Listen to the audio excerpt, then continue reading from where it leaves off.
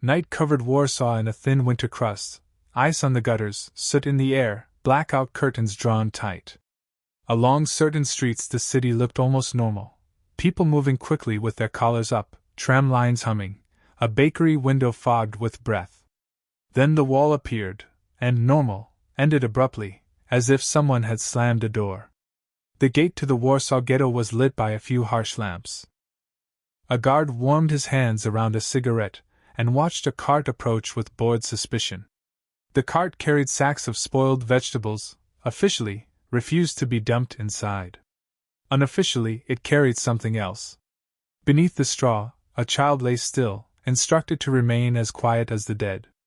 A few steps behind the cart, Irena Sendler moved with the careful calm of someone who understood what panic looked like from the outside. Panic, she had learned, attracted attention. Calm could pass for routine, and routine was the closest thing to invisibility in an occupied city. She held a paper folder with authorization to enter the ghetto as a social worker. The stamp on it mattered. The uniformed men at the gate respected stamps more reliably than they respected people. Her work permit was issued through the municipal welfare apparatus that the Germans allowed to operate in limited form, especially where it helped them manage disease. The official reason she could enter, sanitation inspections, typhus prevention, distribution of aid, was not a complete lie. Typhus was real. Hunger was real. The ghetto was a containment zone in every sense, political, social, biological. The occupation authorities feared epidemics crossing the wall. That fear created a narrow corridor of movement, and Irena used it. The guard at the gate lifted his lantern and looked into the cart with the theatrically irritated disgust of someone handling trash. "Rot," he muttered. The driver shrugged. "Cabbage," he said. The guard's lantern skimmed the straw. If the child under it had breathed, the straw might have moved. But the child stayed still, eyes open in the dark, absorbing the lesson that survival could depend on holding one's lungs in check. The guard waved them through. The cart rolled into the ghetto. Irena followed, her pass held ready, her expression neutral. She had crossed this threshold enough times to know that the body adapts to repeated fear the way it adapts to cold. It stops shivering only because it has learned shivering wastes strength. Inside the wall the air changed. The ghetto was crowded past the limits of ordinary imagination, families pressed into single rooms, stairwells full of traffic, courtyards used for cooking, washing, grieving. The smell of coal smoke mixed with sewage. In winter, the cold made everything sharper, the sound of coughing, the scrape of shoes, the rattle of carts. Children watched her from doorways, and adults watched too, though with a more complicated calculation. A Polish welfare worker could be an opportunity, medicine, a ration, a message smuggled out, or a threat if the wrong person was watching. The ghetto ran on relationships and rumor. It also ran on math. How long until the next deportation? How many people were taken last time? How many were left? Irena did not come to the ghetto to witness it. She came because she was part of a network trying to extract children before deportations made extraction impossible. The network had multiple names depending on who was speaking. There were church contacts who saw it as an obligation. There were municipal welfare colleagues who saw it as a natural extension of their pre-war work. There were underground activists who folded rescue into broader resistance. Eventually much of the organized aid to Jews in occupied Poland would be associated with Zgoda, the Council to Aid Jews. Within such structures, code names were used, routes changed, records kept in ways meant to survive arrests. Irena's own code name in underground circles was Jolanta. It was an identity that mattered less for romance than for discipline. If captured, if interrogated, if someone heard her name in the wrong place, it would be one more thread to pull. Her day in the ghetto began as her permit required. She went to a building flagged for sanitation inspection. She looked at a hallway where a dozen people shared a bucket latrine. She made notes on paper because paper made her presence plausible. She delivered small parcels and pills to people who were sick, even though she knew it was a gesture against a flood. But the work she came for happened in smaller spaces and quieter exchanges.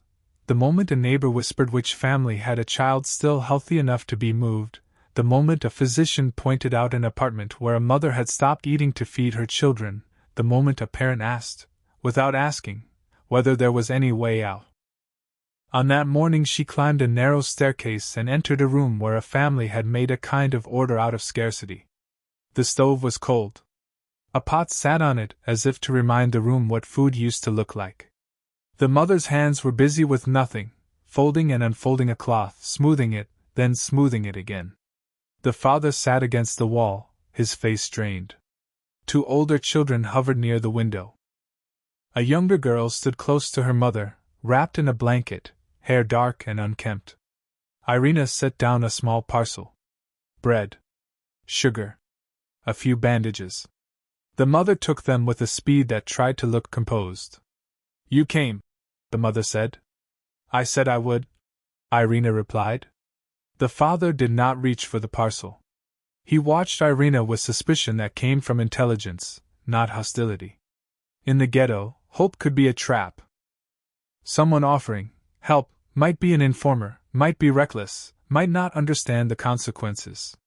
"You want," the mother began. She stopped, swallowed, and tried again. "We heard there are people who—" The father cut her off. "No," he said, as if saying it quickly could stop the conversation from becoming real. "We are not handing our child to strangers." Irena did not argue immediately. She had learned that arguments failed here. Facts did not persuade people to stop loving their children. What persuaded them, when persuasion was possible at all, was the sense that time was running out and that refusing was not safety but delay. "They have taken whole streets," Irena said, keeping her voice low. "The deportations are accelerating. You hear it too."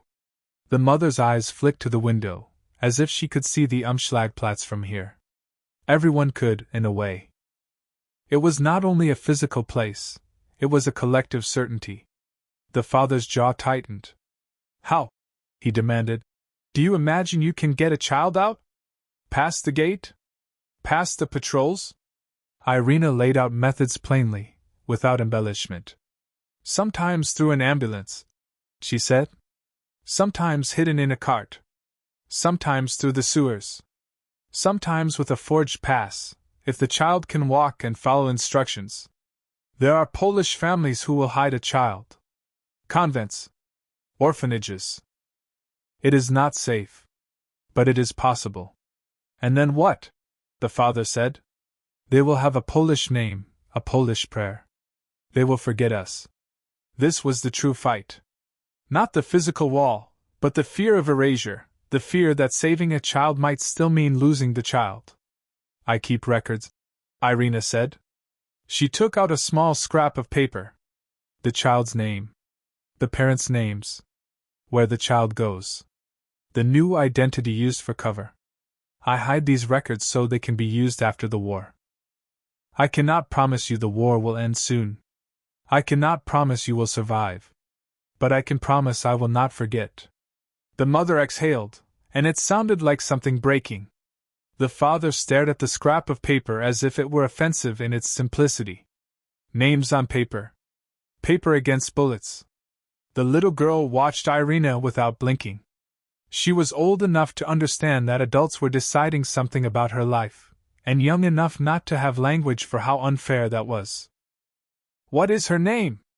Irena asked gently. "Elzbieta," the mother said, then added as if clinging to intimacy. "Basha." Irena crouched so she was level with the child. "Basha," she said. "If we do this, you must be very quiet. You must do exactly what you are told." Basha nodded. Her eyes did not shine with tears. They were dry and too serious. The mother's hand tightened around Basha's shoulder. The father looked away. He was not a man without courage. He was a man being asked to do something that felt like a betrayal of the basic contract between parents and children. Irena did not push them toward a theatrical decision. She gave them a plan, because plans made decisions practical instead of philosophical. "Tomorrow at dawn," she said. "An ambulance. You will wrap her in a blanket. If the guard asks, she is sick, typhus suspected. She does not speak. She looks down. She does not react. The mother's eyes widened. Typhus? It is the one thing they fear, Irena said. They do not want disease on their side of the wall. The father's voice was low. And if they search? Then we rely on speed and on their reluctance to get close. Irena answered. And we will have another plan if this fails. But waiting here is not a plan. The room fell into a silence that was not empty but dense. The mother pressed her face into Beige's hair. The father closed his eyes briefly and opened them again with the look of someone who had made a decision that hurt. Take her, he said, and his voice cracked on the words. Irena nodded once. She did not say, "Thank you." Gratitude would have sounded obscene. She said only, "Tomorrow," and stood up. When she left the building, she returned to her official route. She inspected, delivered, made notes. She also met, in alleys and stairwells, with contacts who could arrange what rescue required: papers, ration cards, a safe address, a driver willing to take risks. Outside the ghetto, she went to an apartment used as a meeting point. A woman with ink-stained fingers sorted documents. On the table lay forged birth certificates and baptismal records, ration cards, and a blank keycard, the identity card required in occupied Poland. Stamps were the currency of movement. The patrols are stricter, the woman said. There was an arrest on Lesno yesterday. There is an arrest every day, Irena replied. We adjust and we continue. She took documents for Beige's cover identity. Barbara Nowak. A plausible Polish name. The record would be used outwardly. The true record would be buried. At home that night, she wrote the real information on a small slip of paper. Elżbieta. Basia. Parents' names, original address, plan for removal, intended hiding place. She folded the paper tightly. The glass jar on her shelf looked like any kitchen object. She placed the slip inside. The jar already held others, small folded squares, each when a child. She did not romanticize this system. It was bookkeeping under conditions where bookkeeping could decide whether a child ever found their name again. Then she slept a few hours and woke before dawn. The ambulance was battered, marked with a red cross, operated by a driver who understood that the cross was less protection than performance. Irena climbed into the back where a stretcher and blankets waited, along with a medical bag containing just enough supplies to look convincing. At the ghetto gate, the driver coughed into his sleeve and spoke first. Typhus case, he said. The guard recoiled slightly, instinctively. He did not want to be near sick people. He waved them through with irritation. The fear of contagion, which killed so many inside the ghetto, could keep a guard's hands off a blanket. They drove to Beige's building. Irena ran upstairs, knocked in the agreed pattern, and entered. The mother's face was swollen from crying. Basia stood in the blanket, scarf tight, eyes too wide. I told her she is ill, the mother whispered, as if apologizing for the lie. Irena crouched. Basia, she said calmly, remember. No talking. No looking around. If someone speaks to you, you are too sick to answer. Basia nodded. She clutched the blanket. The parents did not say long goodbyes. They could not afford to. A neighbor could hear sobbing, a neighbor could ask questions, questions could travel. The mother kissed Beige's forehead quickly. The father touched her cheek with 2 fingers and pulled his hand back as if burned. Irena lifted Basia into her arms. Basia was light in a way that made Irena's throat tighten. Hunger had reduced children to portable weight. That fact, more than slogans, explained the ghetto. Downstairs, she placed Basia on the stretcher, wrapped the blanket tight, and positioned a cloth near her mouth, not a gag, but a practical way to muffle an involuntary sound. Basia did not resist. Her body was tense, her eyes fixed on the ceiling. They drove back to the gate. The guard approached the ambulance with a grimace. Again with disease, he muttered. Do you want it here? The driver snapped, coughing again. The guard leaned back. He glanced inside just long enough to see the covered child and the medical bag. Disgust and fear did their work. He waved them through. The walls slid away behind them, and the ambulance entered the part of Warsaw where people still walked as if the city belonged to them. Only after they had turned 2 corners did Irena allow herself to breathe. Basha turned her head slightly toward her. "Where is Mama?" Basha whispered. It was more a reflex than disobedience, the instinct to locate the person who anchored her world. "Not here," Irena said softly. "You are safe for now. You must remember your new name outside, Barbara. And you must keep your old name inside. I will keep it too." Basha frowned, absorbing the idea that a person could have 2 names, like 2 coats. They delivered Basha to a Polish woman who had agreed to hide a child. The woman's hands shook when she opened the door. Her fear was rational. Hiding a Jewish child carried the risk of execution. It also risked the lives of her own children, if she had them. The Germans and collaborators relied on terror and on denunciation. "This is her," Irena said, using the cover name. "Barbara. Your niece from the countryside." Basha stared at the unfamiliar apartment and the unfamiliar woman. She did not cry.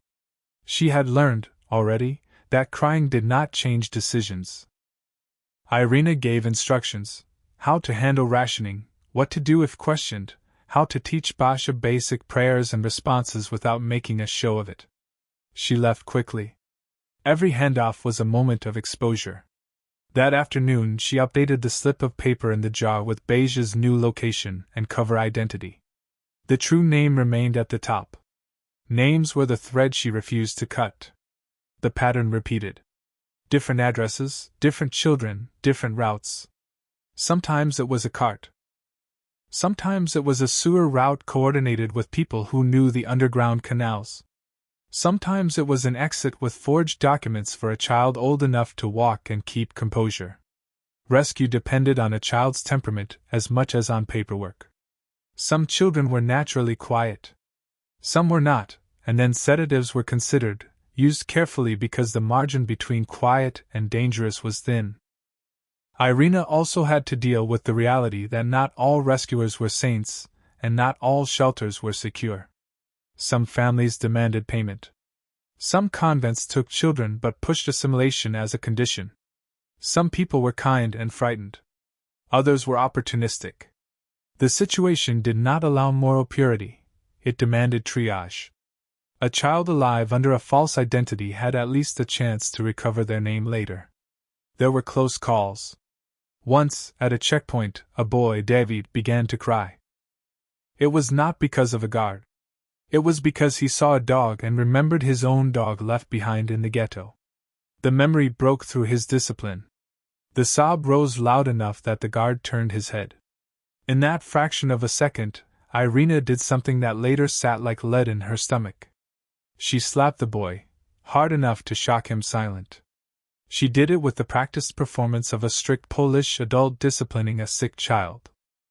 "Quiet!" she hissed, then, louder for the guard. "Fever. It makes them hysterical." The guard grimaced, unwilling to come closer, and waved them through. Later, in a stairwell, David stared at her with tears streaming. "You hit me," he whispered. "Yes," Irena said. "Because if you cried there, they could have shot you." He did not fully understand. No child should have to understand that. But he understood enough to stop crying and to follow her down the stairs. Another time a mother refused at the last moment. The child stood in a hallway with a small bundle of belongings. The mother's hands shook as she held the child's shoulders. Then, with a suddenness that startled everyone, she pulled the child back into the apartment and slammed the door. "I can't," she sobbed through the wood. "I can't." Irena left. Forcing the door would have been loud. Loud meant neighbors. Neighbors meant risk. She returned the next day. The mother opened the door with eyes that looked emptied out. "Take her," she whispered, "before I change my mind again." This was the emotional architecture of rescue. It was not heroism in the cinematic sense. It was a series of grim choices made under pressure, with incomplete information, and the constant presence of death as a consequence for mistakes. As deportations intensified and the ghetto's conditions deteriorated, the space for rescue narrowed. More guards, more searches, more informers. The underground adapted, changing routes, shifting meeting points, moving children more quickly, using code words, limiting who knew what. Compartmentalization was survival. If one person was arrested, they could not give away everything. Irena's record-keeping became even more important and more dangerous. If the Gestapo arrested her, the first demand would be names and locations. The jars were her answer to that. The information existed, but not where a search could easily find it. Burying the jars became a repeated act. Late at night she went to a yard that belonged to someone trusted and dug quickly. She placed the jars underground and covered them. The gesture was practical, not mystical, but it carried emotional weight anyway. She was literally putting names into the earth, trusting that the earth would outlast the occupation.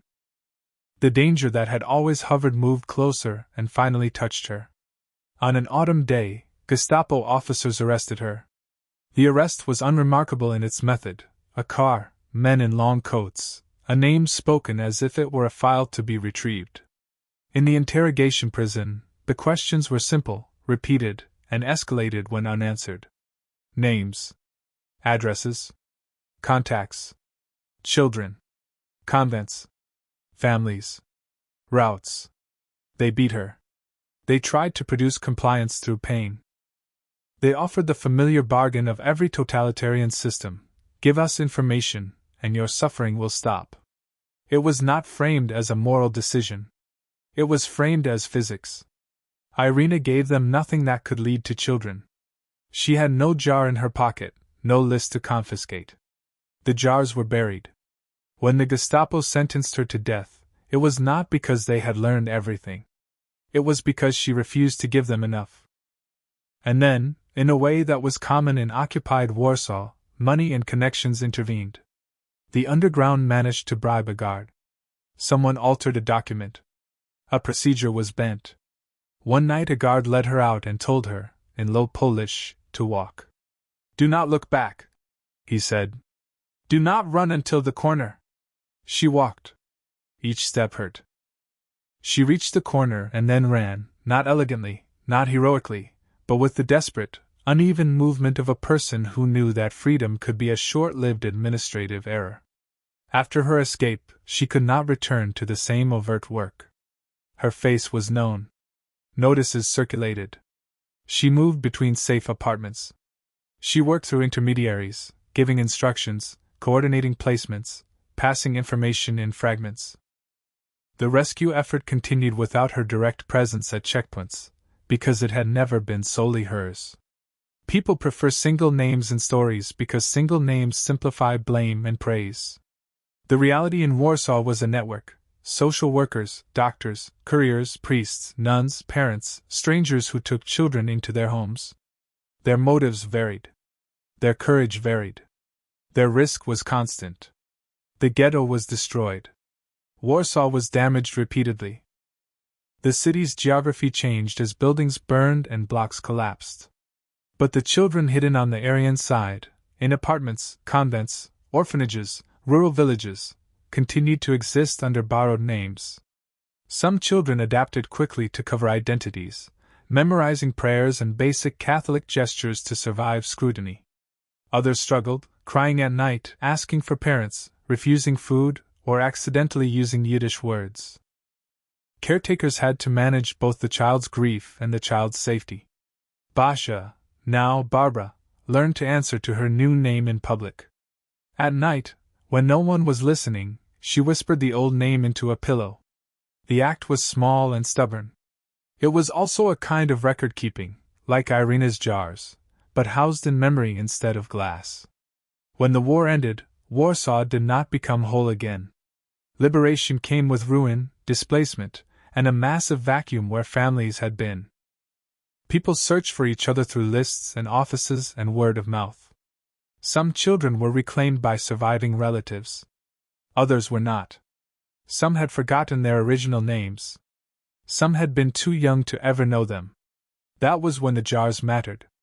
Irena, surviving and returning to work in the aftermath, retrieved the buried records. She dug in yards and under trees. Some jars were intact. Some were cracked. Some slips of paper were damp. But enough remained legible to rebuild a map of names and hiding places. She worked with committees and aid organizations to locate children, verify identities, and reunite families where possible. The process was bureaucratic and emotionally brutal. It required proof, because in the post-war chaos anyone could claim anything. It required caution, because anti-Semitism did not vanish with the German defeat.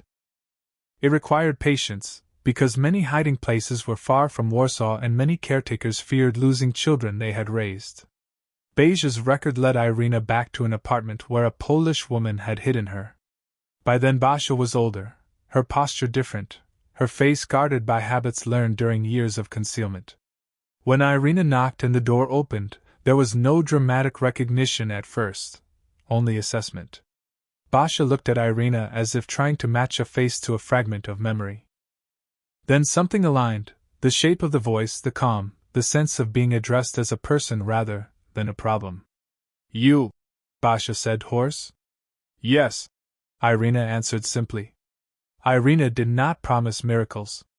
She showed Basia the slip of paper with the true name and the parents' names. Basia pressed it to her chest with a gesture that revealed she understood what paper could mean. Paper could be a pass, a cover, a lie. Paper could also be the only remaining evidence of who you had been. Is Mama? Basia began. I don't know yet, Irena said. We are looking. Many did not survive. Some did.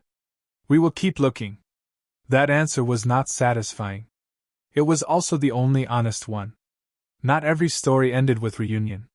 Many ended with a record and a grave. But even in those cases, the record mattered. It meant a child did not have to live forever as Barbara Nowak, without knowing there had once been a Basia with parents who named her. It meant there was a line connecting the before and the after, even if the line did not lead back to living arms. In later years, people would compress this history into a few sentences. A Polish social worker saved about 2,500 Jewish children. She wrote their names and hid them in jars. The summary is true as far as summaries go, but it flattens the reality into something too smooth. The reality was jagged, a city under occupation, an administrative permission slip exploited for rescue, fear of typhus used against guards, forged documents made under pressure, parents making impossible choices, children trained to survive by lying, caretakers risking their families, records hidden not as symbolism but as an answer to the practical problem of memory in a catastrophe. Irena did not pull children out like a magician. She moved them through systems, legal and illegal, religious and secular, compassionate and opportunistic, that together created narrow gaps in the machinery of murder. Her role mattered because she was persistent, organized, and connected. She was willing to do the unglamorous work, paperwork, logistics, persuasion, and the long post-war effort to reunite the living with whatever could be found. In Warsaw, after the war, the wall was gone, but the city still carried its outline in memory. Streets had been renamed and rebuilt, but the geography of the ghetto remained in the minds of those who had been inside it, and those who had moved along its edges. Sometimes, on a quiet day, Irena would look at a jar on a table and remember what it had held, not pickles, not jam, but small folded slips bearing names. Each slip was a resistance to the Nazi project of making people disappear without trace. The jars did not undo the losses. They did something smaller and, in its own way, defiant. They insisted that even in a time designed to erase, a name could be preserved, and a child could carry that name into a future where saying it out loud no longer meant danger. That was the work. Not a single dramatic rescue, but hundreds and then thousands of careful, documented, risky acts, performed in the gray spaces of an occupied city, where survival depended on routine, on papers, on silence, and on the stubborn decision to keep going even when there was no guarantee of success.